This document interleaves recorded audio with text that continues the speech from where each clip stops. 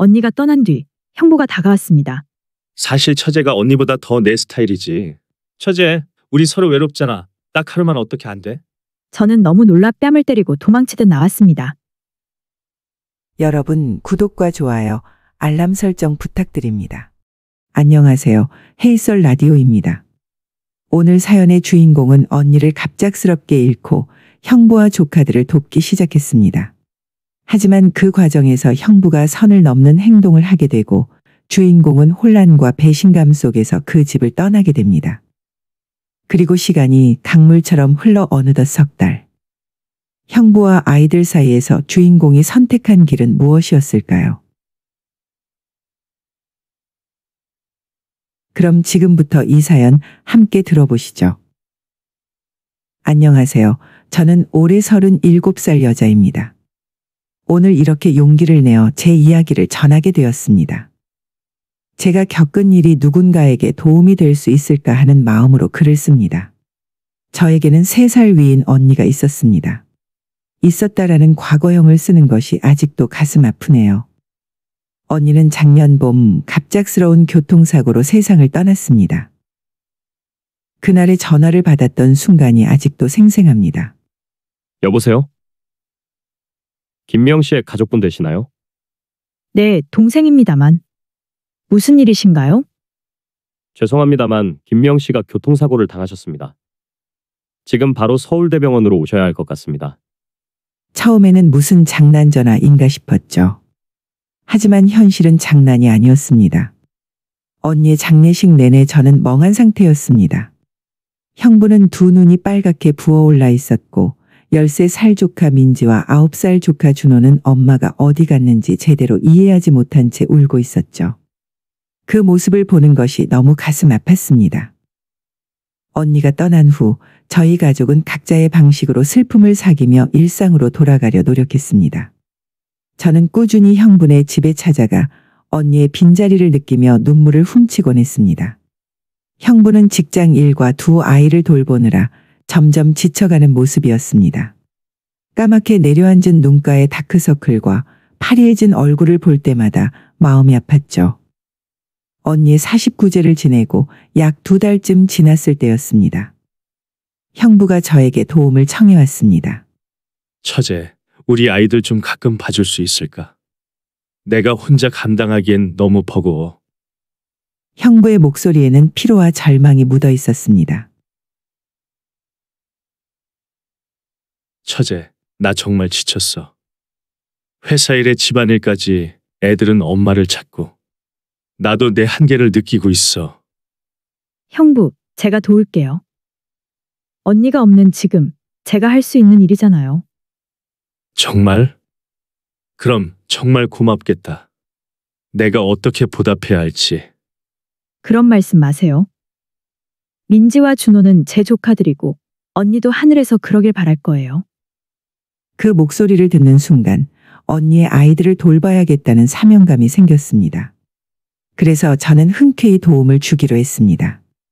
처음에는 일주일에 한 번 정도 형부네 집에 들러 반찬을 만들어주고 아이들 숙제를 봐주는 정도였습니다. 이모, 이 수학 문제 어떻게 푸는 거예요? 준호가 물었습니다. 어디 보자. 분수 나눗셈이구나. 이렇게 분모와 분자를 바꿔서 곱하는 거야. 아, 이제 알겠어요. 이모는 엄마처럼 설명을 잘 해주시네요. 가끔은 아이들을 학원에 데려다 주기도 했죠. 민지는 중학교 입학을 앞두고 있었고 준호는 초등학교 2학년이었습니다. 두 아이 모두 엄마의 빈자리가 너무나 크게 느껴졌을 텐데도 용감하게 일상을 살아가는 모습이 대견했습니다. 그렇게 몇 달이 지나면서 저도 모르게 형부네 집에 가는 횟수가 늘어났습니다. 일주일에 2~3번, 때로는 매일 들르기도 했죠. 아이들과 정이 들었고 언니가 그리울 때면 아이들을 보며 위안을 얻곤 했습니다. 형부도 제가 오는 날이면 한결 편안해 보였고 아이들도 반가워했습니다. 그런데 약 8개월쯤 지났을 때부터 형부의 태도가 조금씩 달라지기 시작했습니다. 처음에는 별것 아닌 것처럼 느껴졌습니다. 어느 날 저녁 제가 부엌에서 요리하고 있을 때였어요. 뭐 만들고 있어? 냄새가 좋은데. 형부가 갑자기 뒤에서 다가왔습니다. 아, 놀래라. 김치찌개요. 형부 좋아하시잖아요. 맛 좀 볼까? 그러더니 형부는 제 어깨에 턱을 괴고 숟가락을 들었습니다. 순간 뒷목이 서늘해지는 느낌이었지만 저는 그저 무심코 한 행동일 거라 생각했습니다. 또 다른 날은 아이들이 잠든 후였어요. 수고했어. 오늘도 와인 한 잔 할래? 오랜만에 어른들끼리 대화 좀 하자. 형부가 와인 2잔을 들고 거실로 들어왔습니다. 아, 네. 근데 너무 늦게까지는 못 있을 것 같아요. 내일 일찍 출근해야 해서요. 괜찮아. 부담 갖지 마. 그냥 편하게 얘기나 하자고. 어느 날은 형부가 갑자기 제게 말했습니다. 사실 처제가 언니보다 더 내 스타일이야. 요리도 잘하고 아이들하고도 잘 지내고. 네? 형부, 그게 무슨 말씀이세요? 저는 당황해서 대꾸했습니다. 아니, 그냥 관찰한 거야. 기분 나빴다면 미안해. 그 말을 들었을 때 가슴이 철렁 내려앉는 기분이었습니다. 하지만 저는 형부가 그저 감사함을 표현하는 방식이라고 생각하려 했습니다. 어쩌면 그저 외로움 때문에 하는 말일지도 모른다고요. 그러나 형부의 발언은 점점 더 노골적으로 변해갔습니다. 우리 처제 혼자 살게 두기 아까워. 처제가 있으니까 집안이 환해져. 아이들도 많이 좋아해. 우리 함께 살면 어떨까? 처음에는 그냥 나를 아껴서 그런가 보다 했습니다. 어쩌면 가족으로서 정말 걱정해주는 마음에서 나온 말일지도 모른다고 생각했죠. 하지만 점점 그의 눈빛과 말투에서 다른 의미를 느끼기 시작했습니다. 그러던 어느 날 저녁 아이들이 일찍 잠든 후였습니다.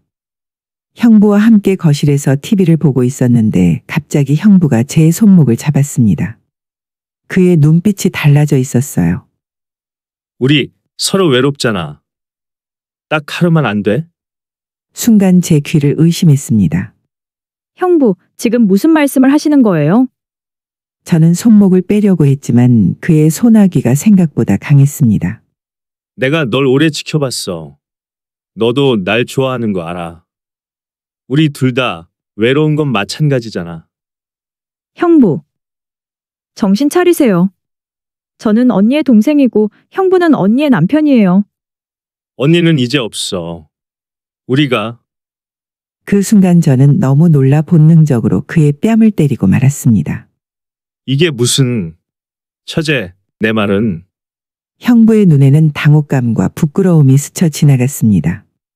저는 아무 말도 하지 못한 채 가방을 들고 도망치듯 그 집을 나왔습니다. 집으로 돌아오는 길 눈물이 멈추지 않았습니다. 언니의 남편이, 제 형부가 어떻게 이런 생각을 할 수 있을까요? 제 호의를 이렇게 오해하다니요. 언니가 하늘에서 본다면 얼마나 슬퍼할까. 그리고 아이들은 어쩌죠? 그날 밤 저는 결심했습니다. 아이들이 불쌍하지만 2번 다시 그 집에 가지 않기로 했습니다. 언니를 배신할 수는 없으니까요. 그렇게 저는 형부네 집 방문을 중단했습니다. 그날 이후로 저는 형부의 연락을 모두 차단했습니다. 문자와 전화가 끊임없이 왔지만 하나도 받지 않았어요. 처제, 제발 전화 좀 받아. 그날 일은 정말 미안해. 내가 왜 그랬는지 설명할 기회라도 줘. 아이들이 계속 이모를 찾고 있어. 제발 한 번만. 이런 문자들이 하루에도 몇 통씩 왔지만 저는 모두 무시했습니다. 집 밖으로 나가는 것조차 두려웠어요. 혹시라도 형부나 아이들을 마주치게 될까 봐요. 특히 아이들 생각만 하면 가슴이 미어졌습니다. 그들에게 아무런 죄도 없는데 저까지 그들의 삶에서 갑자기 사라져 버렸으니까요. 약 2주 정도 지났을 때 저는 우연히 슈퍼마켓에서 준호를 마주쳤습니다. 아마도 근처 문방구에 갔다가 집으로 돌아가는 길이었나 봅니다. 준호는 저를 보자마자 달려와 안겼습니다. 이모, 어디 갔었어요? 아프셨어요? 아빠가 이모가 많이 바쁘다고 했는데. 우리 보러 언제 와요? 준호야. 이모가. 이모, 엄마가 없어서 많이 슬픈데 이모까지 안 오시면 더 슬퍼요. 민지 누나도 매일 울어요. 그래. 누나가 많이 울어? 내일 밤에 이불 속에서요. 제가 다 들어요. 아빠도 매일 술 마시고 늦게 들어와요. 준호의 순수한 눈빛을 보며 제 마음은 무너져 내렸습니다. 그 아이에게 어떤 말을 해줘야 할지 몰랐어요. 이모, 우리 보러 안 올 거예요. 아니, 그렇지 않아. 곧 갈게. 약속할게. 저는 그렇게 거짓말을 하고 서둘러 그 자리를 피했습니다. 그날 밤 저는 다시 한번 눈물로 밤을 지새웠습니다. 시간이 흘러 그 일이 있은 지 3개월쯤 되었을 때였습니다.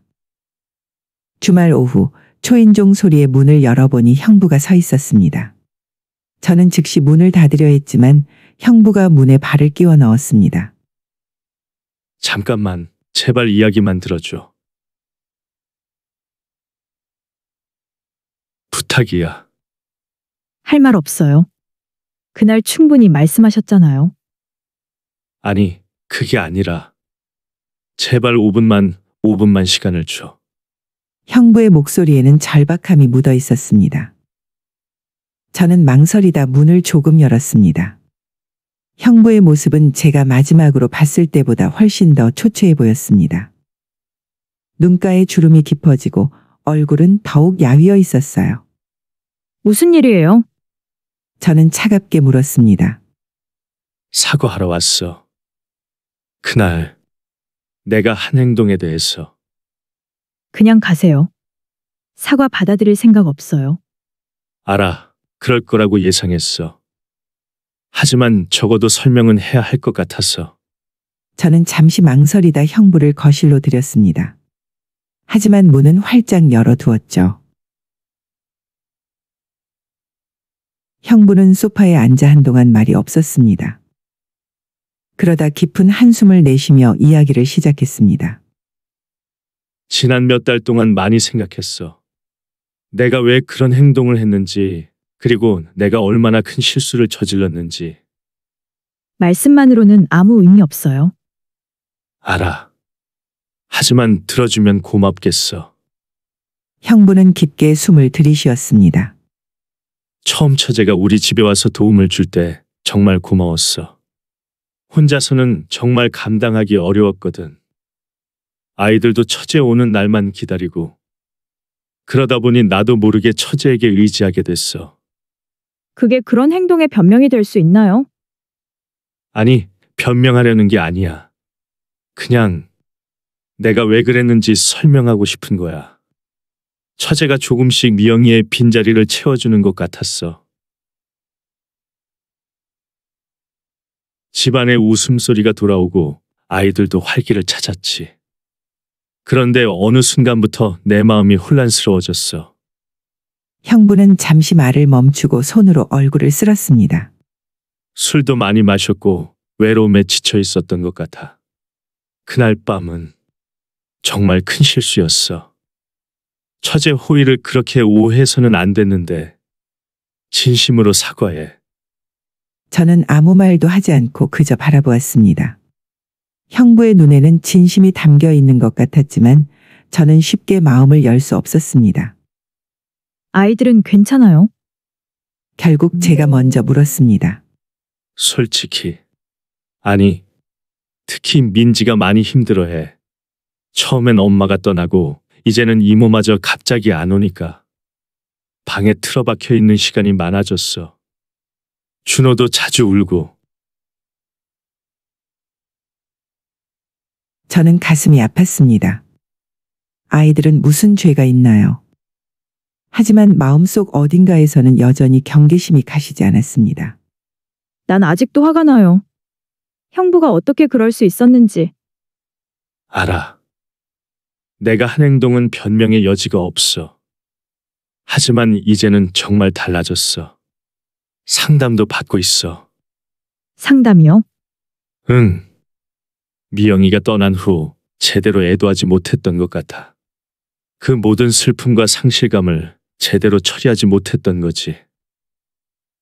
지난 몇 달 동안 주 2회씩 상담을 받으면서 많은 것을 깨달았어. 형부의 말에 저는 조금 놀랐습니다. 그가 이렇게 자신의 문제를 인정하고 도움을 구할 줄은 몰랐으니까요. 그래서 저한테 뭘 바라는 건데요? 아이들을 위해 다시 예전처럼 와주면 좋겠어. 물론 내가 있을 때는 안 와도 돼. 내가 회사 갔을 때 와서 아이들만 봐줘도 고마울 것 같아. 그의 제안은 진심으로 들렸습니다. 하지만 저는 쉽게 결정할 수 없었습니다. 생각해 볼게요. 하지만 약속은 못해요. 그것만으로도 고마워. 그리고 이것도 전하고 싶었어. 형부는 가방에서 편지 한 통을 꺼냈습니다. 민지가 이모한테 쓴 편지야. 나한테 붙여달라고 했는데 용기가 나지 않았어. 이제서야 가져왔네. 저는 조심스럽게 편지를 받았습니다. 봉투 위에는 삐뚤빼뚤한 글씨로 사랑하는 이모에게라고 쓰여 있었습니다. 형부가 떠난 후 저는 떨리는 손으로 편지를 열었습니다. 이모에게. 이모, 보고 싶어요. 왜 안 오는지 알아요. 아빠가 이상한 짓을 해서 이모가 화났다고 했어요. 아빠도 많이 후회하고 있어요. 매일 밤 우는 것 같아요. 엄마가 하늘나라 간 후로 너무 힘들었는데 이모가 오면 조금은 덜 외로웠어요. 이모도 엄마처럼 가버리면 어떡하나 무서웠어요. 제발 돌아와 주세요. 준호도 저도 이모가 너무 보고 싶어요. 사랑해요, 이모. 민지 올림. 편지를 읽는 내내 눈물이 멈추지 않았습니다. 민지의 순수한 마음이 제 가슴을 파고들었어요. 그날 밤 저는 오랜만에 편안한 잠을 잤습니다. 아침에 일어나자 무엇을 해야 할지 명확해졌습니다. 저는 전화기를 들어 형부에게 문자를 보냈습니다. 오늘 오후 3시 아이들 학교 끝나고 데리러 갈게요. 몇 초 후 답장이 왔습니다. 정말 고마워. 아이들이 정말 좋아할 거야. 그리고 다시 한번 메시지가 도착했습니다. 그리고 정말 미안해. 다시는 그런 일 없을 거야. 약속할게. 그날 오후 학교 앞에서 아이들을 만났을 때의 그 기쁨과 감동은 말로 표현할 수 없었습니다. 준호는 저를 보자마자 달려와 안겼고 민지는 눈물을 글썽이며 서 있다가 천천히 다가와 꼭 안아왔습니다. 이모, 다시 안 갈 거죠? 민지가 떨리는 목소리로 물었습니다. 응, 이제 안 갈 거야. 이모가 약속할게. 그 후 6개월이 지났습니다. 이제 저는 아이들과 함께하는 시간을 다시 찾았고 형부와의 관계도 조금씩 나아지고 있습니다. 물론 지금은 철저히 아이들 위주로만 만나고 형부가 집에 있을 때는 저도 자리를 피하는 편입니다. 하지만 형부도 정말 변하고 있는 것 같아요. 상담을 꾸준히 받고 술도 끊었다고 합니다. 얼마 전에는 형부가 조심스럽게 제안했습니다. 아이들이 엄마의 기일에 함께 묘소를 찾아가고 싶어 해. 괜찮다면 같이 가줄 수 있을까? 저는 잠시 고민했지만 결국 함께 가기로 했습니다. 그날 우리는 넷이서 언니의 묘소 앞에 서 있었습니다. 민지와 준호는 엄마에게 편지를 읽어주었고 형부는 조용히 눈물을 흘렸습니다. 저도 언니에게 마음속으로 이야기했습니다. 언니, 걱정 마. 내가 아이들 잘 돌볼게. 그리고 형부도. 그는 정말 변하고 있어. 우리는 이제 서로를 존중하는 가족으로 지내고 있어. 돌아오는 차 안에서 형부가 조용히 말했습니다. 고마워, 처제. 우리 가족을 다시 한번 믿어줘서. 아직 완전히 믿는 건 아니에요. 하지만 노력하고 있는 건 알아요. 그것만으로도 충분해. 시간이 필요하다는 거 알아. 가끔은 상처가 아무리 깊어도 시간과 진심 어린 노력으로 치유될 수 있다는 걸 느낍니다. 물론 예전으로 완전히 돌아갈 수는 없겠지만 우리는 새로운 관계, 새로운 가족의 형태를 만들어가고 있는 것 같아요. 제 이야기가 비슷한 상황에 처한 누군가에게 작은 위로와 희망이 되었으면 합니다. 때로는 용서하고 다시 시작하는 것이 영원히 등을 돌리는 것보다 더 큰 용기를 필요로 할 때가 있으니까요. 물론 모든 상황이 저와 같지는 않을 거예요. 하지만 진심 어린 반성과 변화의 노력이 있다면 관계의 회복도 불가능한 것만은 아니라는 걸 말씀드리고 싶었습니다. 저는 지금도 형부를 완전히 믿지는 않습니다. 하지만 아이들을 위해 그리고 어쩌면 저 자신을 위해서도 저는 용서의 길을 선택했습니다. 진정한 용서는 하루아침에 이루어지는 것이 아니라 매일매일 신뢰를 쌓아가는 과정이라는 것을 배웠습니다. 오늘날 우리 가족은 완벽하지 않지만 서로를 존중하며 함께 성장하고 있습니다. 민지와 준호는 웃음을 되찾았고 형부도 진정한 변화의 모습을 보여주고 있습니다. 그리고 저는 언니가 하늘에서 우리를 지켜보며 미소 짓고 있을 거라 믿습니다. 사연 들어주셨습니다. 가슴 깊이 울림을 주는 이야기였습니다. 때로는 우리가 상처받은 자리에서 다시 일어서는 것이 얼마나 어려운 일인지요.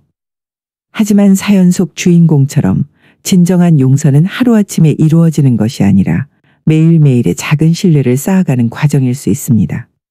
이 사연에서 저는 두 가지를 배웁니다. 하나는 우리 모두 삶의 어려운 순간에 실수할 수 있다는 것. 또 하나는 진심 어린 반성과 노력이 있다면 관계의 회복도 불가능한 것만은 아니라는 것입니다. 물론 모든 상황이 이 사연처럼 해결될 수는 없겠죠. 하지만 가끔은 용서하고 다시 시작하는 것이 영원히 등을 돌리는 것보다 더 큰 용기를 필요로 할 때가 있습니다. 특히 아이들을 위해서라면 더욱 그럴지도 모릅니다. 오늘 밤 이 사연을 들으신 모든 분들의 마음에 작은 위로와 용기가 전해졌기를 바랍니다. 그리고 상처 입은 관계 속에서 고민하고 계신 분들께 이 이야기가 하나의 등불이 되었으면 합니다. 사연 보내주신 분 진심으로 감사드립니다. 앞으로도 언니의 아이들과 함께하는 따뜻한 시간 많이 만드시길 바랍니다. 여기까지 헤이썰 라디오였습니다. 다음 시간에 또 다른 이야기로 찾아뵙겠습니다. DJ 서연이었습니다.